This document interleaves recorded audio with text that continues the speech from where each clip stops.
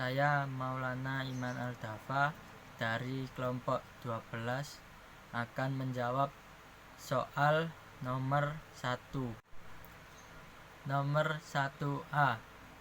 Pengertian Al-Quran secara istilah adalah kitab suci yang berisi wahyu-wahyu Allah yang diturunkan kepada Nabi Muhammad melalui malaikat Jibril untuk kemudian disampaikan kepada umat Islam. Dan pengertian hadis menurut istilah adalah segala yang diriwayatkan oleh Nabi Muhammad, baik yang bentuknya berupa perkataan maupun yang berupa perbuatan, juga ketetapannya. Fungsi hadis terhadap Al-Quran ada 3, yaitu bayan at-takrir. Hadis memiliki fungsi untuk menguatkan dan menegaskan apa yang sudah diterangkan di dalam Al-Quran. Yang kedua, bayan at-tafsir.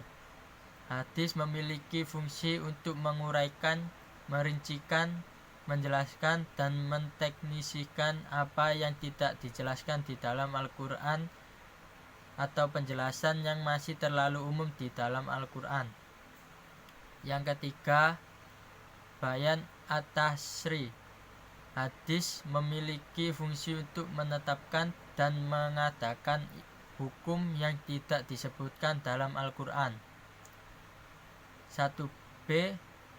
Pengertian ijtihad menurut istilah adalah proses penetapan hukum syariat dengan mencurahkan seluruh pikiran dan tenaga secara bersungguh-sungguh dalam proses penentuan 1 Ramadan dan 1 Syawal, di mana para ulama berdiskusi berdasarkan hukum Islam untuk menentukan dan menetapkan 1 Syawal.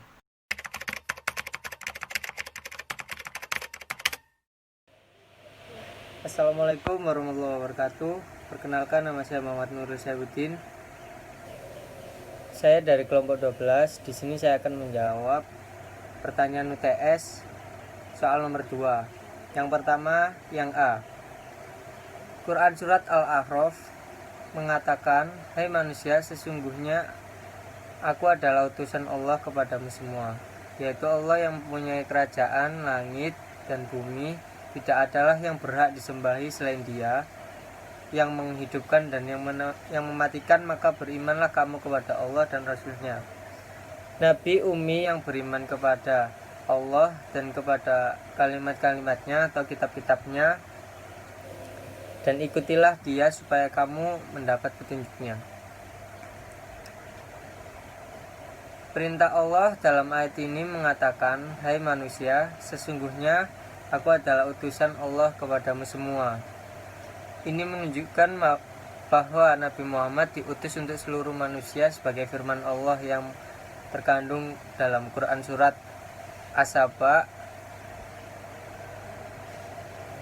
ayat 28, yaitu menjelaskan, "Dan kami tidak mengutusmu melainkan kepada umat manusia seluruhnya sebagai pembawa berita gembira dan sebagai pemberi peringatan, tetapi kebanyakan manusia tidak mengetahuinya."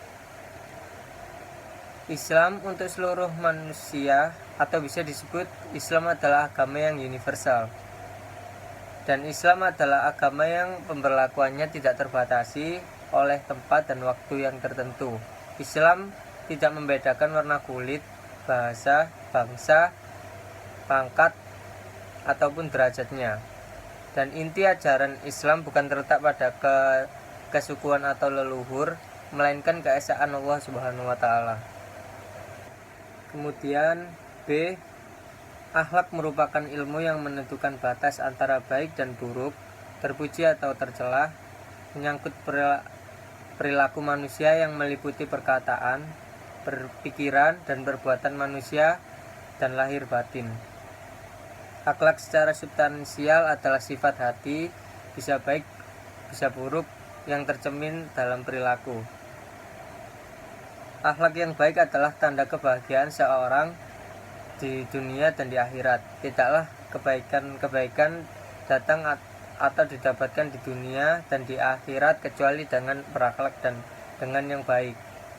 Dan tidaklah keburukan-keburukan ditolak dengan cara berakhlak dengan akhlak yang baik. Maka kedudukan akhlak dalam agama ini sangat tinggi sekali. Bahkan Nabi kita Shallallahu Alaihi Wasallam ketika ditanya tentang apa yang paling banyak memasukkan seseorang di dalam surga, beliau mengatakan, bertakwalah kepada Allah dan berakhlak dengan akhlak yang baik. Hadis riwayat Ahmad Tirmizi. Allah tabaraka wa ta'ala telah mensifati nabinya Shallallahu Alaihi Wasallam dalam Al-Quranul Karimah dan dengan akhlak yang sempurna, akhlak yang agung dan akhlak yang baik. Allah Azza wa Jalla berfirman dalam Quran surat Al-Qalam ayat 68 menjelaskan, dan sesungguhnya engkau berada di atas akhlak yang agung. Dan C, persamaan akhlak, etika, dan moral. Yang pertama, akhlak, etika, dan moral mengacu kepada ajaran atau gambaran tentang perbuatan dan tingkah laku. Kedua, akhlak, etika, moral merupakan prinsip atau aturan hidup manusia untuk menakar martabat dan harokat kemanusiaannya. Yang ketiga, akhlak, etika, moral seseorang atau sekelompok orang tidak semata-mata merupakan faktor keturunan yang bersifat tetap, statis, dan konstan, tetapi merupakan potensi positif yang dimiliki setiap orang. Dan perbedaan akhlak, etika, dan moral. Dari seginya dibagi menjadi dua bagian, yaitu satu berdasarkan tolak ukur dan dua berdasarkan sifat. Yang pertama berdasarkan tolak ukur. Akhlak tolak ukurnya Al-Quran dan As-Sunnah. Etika tolak ukurnya pikiran atau akal.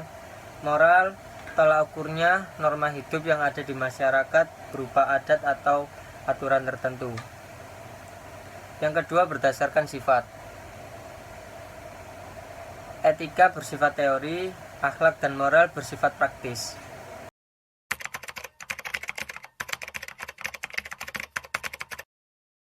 Nomor 3A, makna sunatullah menurut Al-Quran adalah kebiasaan atau cara Allah dalam mengatur dunia.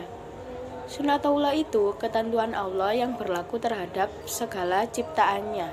Di alam ini sudah ada sejak dulu.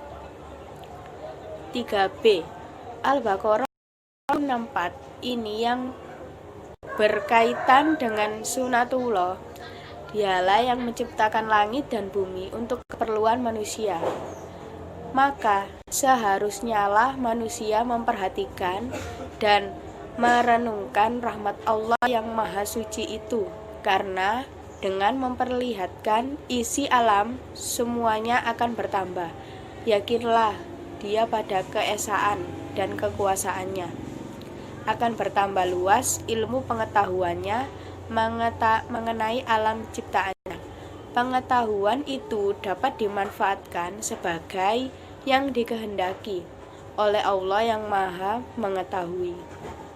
Allah menuntun manusia untuk melihat, memperhatikan, dan memikirkan segala yang ada dan terjadi di sekitarnya dengan menyebutkan ciptaan-ciptaannya. Penciptaan langit dan bumi sungguh syarat akan rahasia dan tanda-tanda kebesaran Allah Subhanahu wa ta'ala. Ciptaan-ciptaan Allah itu ada yang bisa langsung terlihat dan nyata kemanfaatannya sehingga mudah kita memahaminya. Tetapi tidak sedikit untuk memahaminya perlu melalui proses pemikiran dan perenungan yang panjang dan dalam. 3C. Sunatullah tidak dapat diubah oleh manusia. Sunatullah ada jauh sebelum alam semesta diciptakan. Sunatullah ada untuk dipelajari.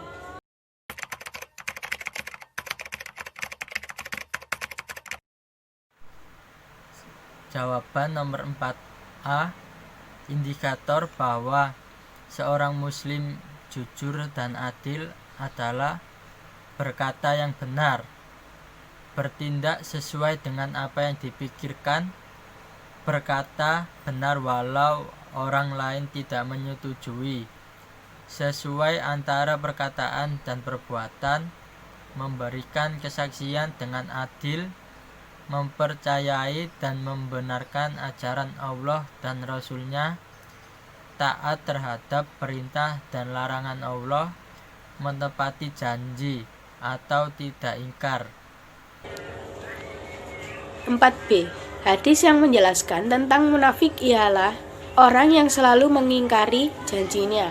Dapat dikategorikan sebagai munafik. Ciri-ciri orang munafik ada 3 macam. Sebagaimana disampaikan Rasulullah yang diriwayatkan dari Abu Hurairah RA.